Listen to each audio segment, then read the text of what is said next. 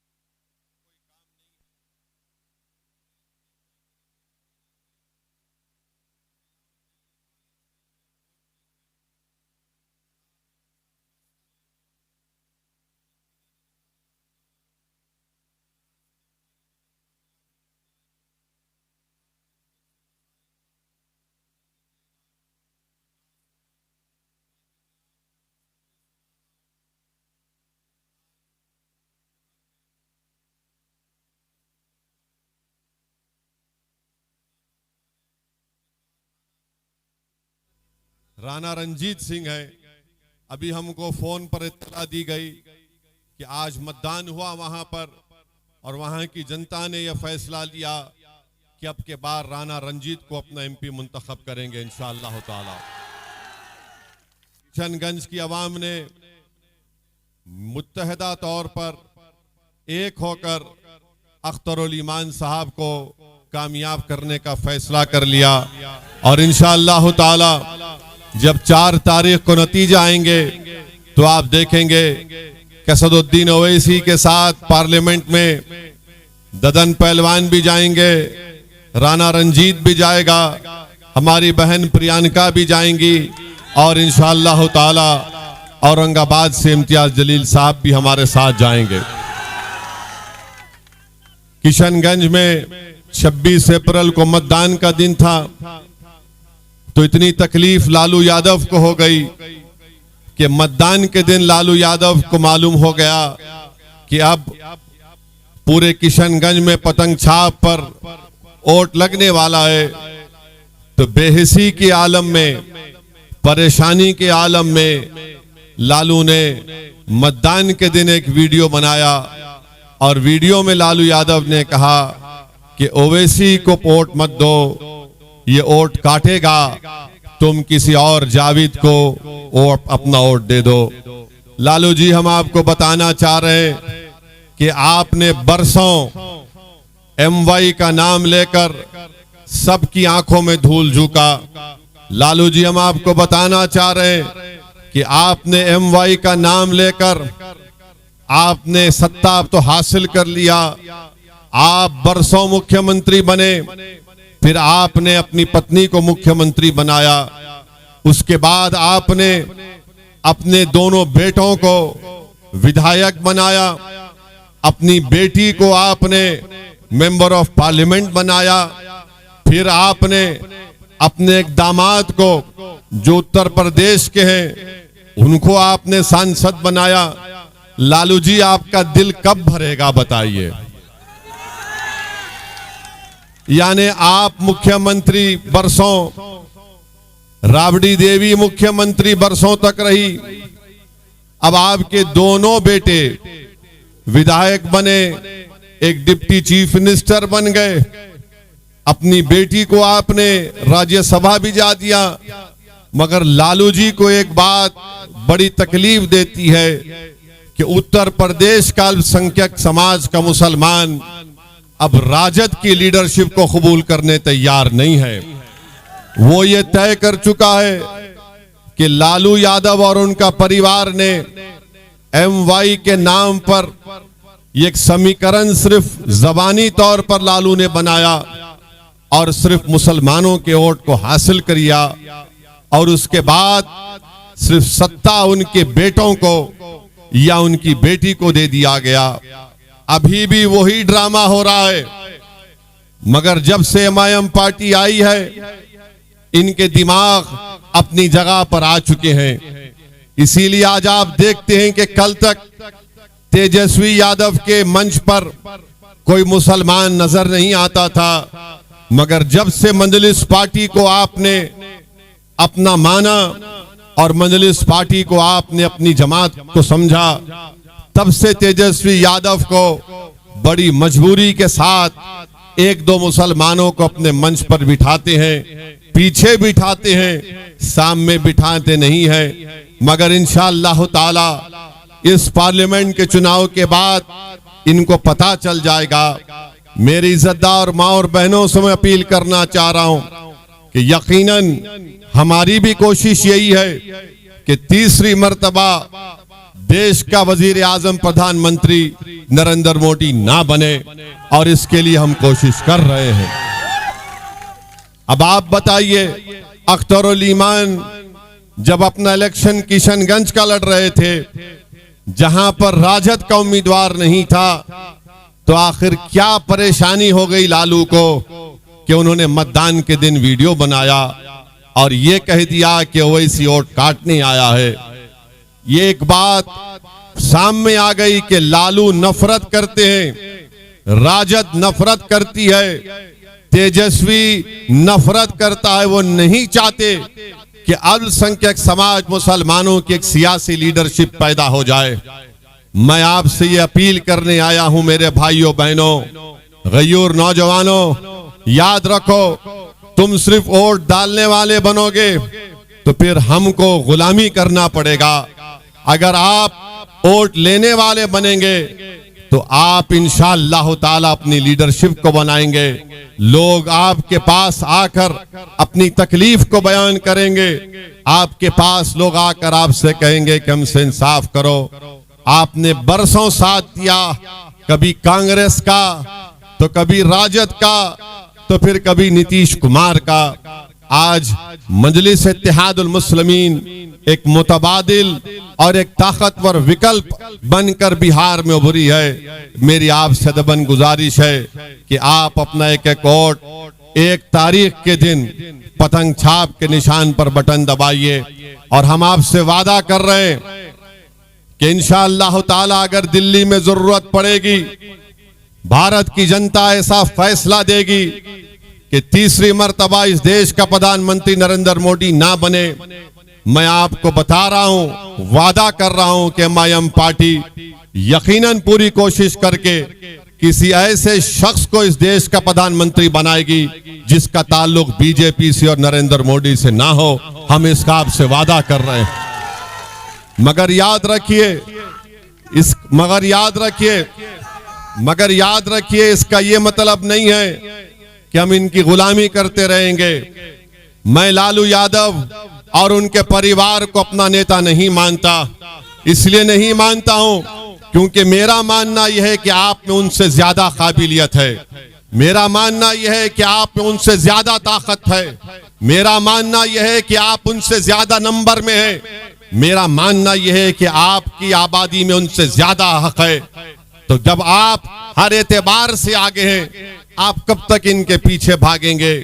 आप बताइए कि राजद ने 22 लोगों को टिकट दिया, जिसमें से सिर्फ 2 मुसलमान हैं, बल्कि 32 टिकट राजद ने अपने 22 माले और सीपीआई के लोगों को दिया है। उसमें सिर्फ 2 मुसलमान हैं। 17% मुसलमानों की बिहार में आबादी है और 2 टिकट दिए जाते हैं। और गाली किसको देते हैं? ओवैसी को और अख्तरुल ईमान को कि ये लोग वोट काटने आए हैं। अरे तुमको सिर्फ 2 नजर आए और अपने परिवार से तुमने 2-2 अपनी बेटियों को टिकट दे दिया। तुमने 2-2 अपनी बेटियों को टिकट दे दिया। बताओ मेरे अजीज दोस्तों और बुजुर्गों, इससे ज्यादा बेइज्जती और क्या हमारी हो सकती है? आपने अभी अख्तरुल ईमान की तकरीर में सुना कि कितनी नौकरियों से हमको हाथ धोना पड़ा। हमारी आबादी में 2 करोड़ हम आबादी में और नौकरी हमको नहीं दी जाती है।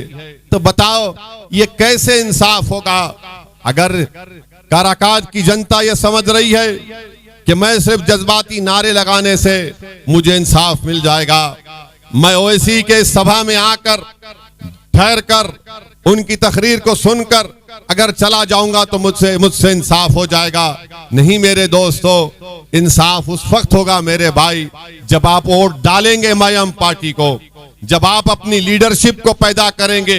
ये जो लड़ाई हम और अख्तरुल ईमान और इंजीनियर आफ्ताब साहब, हैबर साहब और ददन पहलवान लड़ रहे हैं, ये लड़ाई आपके लिए लड़ रहे हैं, इन नौजवानों के लिए लड़ रहे हैं, इन मासूम बच्चों के लिए लड़ रहे हैं, क्योंकि आने वाला कल आपका होगा।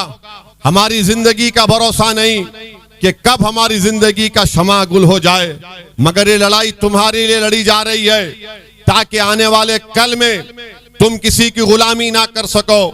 तुम खड़े होकर नेता बनो, तुम पार्लियामेंट में जाओ, तुम बिहार की विधानसभा में जाओ और जाकर अपने इंसाफ की लड़ाई लड़ो ताकि आने वाला मुस्तकबिल तुम्हारा हो सके। बल्कि मैं बिहार के उन तमाम अल्पसंख्यक समाज के मुसलमानों से अपील कर रहा हूं, क्यों नहीं आप मुख्यमंत्री बन सकते बिहार के? आने वाले विधानसभा में हम बताएंगे इंशाअल्लाह ताला लालू को, नीतीश को, कि बिहार का मुख्यमंत्री एक मुसलमान भी बन सकता है इंशाअल्लाह ताला। हम कब तक इन लोगों की गुलामी करते रहेंगे? एमवाई के नाम पर वोट तो हासिल कर लेते हैं, मगर बताइए आप एक ट्रेन में रेलवे पुलिस का एक शख्स गोली मारता है ट्रेन में, तो आप देखते हैं कि मरने वाले का ताल्लुक बिहार से था। दरभंगा के बाजू मधुबनी की गांव का रहने वाला जिले का कोई राजद का नेता जाकर उस मरने वाले के घर पर जाकर उसको पुरसा नहीं देता। हम गए, हैदराबाद से गए, रहने वाला बिहार का था मगर राजस्थान में रहता था, हम वहां पर गए। बताइए आप कब तक ये नाइंसाफी का दौर चलता रहेगा? मेरे अजीज दोस्तों और बुजुर्गों, मेरे अजीज दोस्तों और बुजुर्गों, ये बड़ी बड़ी बातें करते हैं, हम ये कर देंगे, हम नौकरी दे देंगे। अरे भाई, तुम नौकरी अगर दे रहे हो तो बताओ, इतनी बड़ी आबादी अल्पसंख्यक समाज मुसलमानों की है, हमसे इंसाफ क्यों नहीं हुआ? कितने साल हुकूमत थी अख्तर भाई राजद की? 17 साल, 17 साल, 15 साल राजद की हुकूमत थी। 15 साल मुख्यमंत्री लालू राबड़ी, फिर उनके बेटे चीफ मिनिस्टर।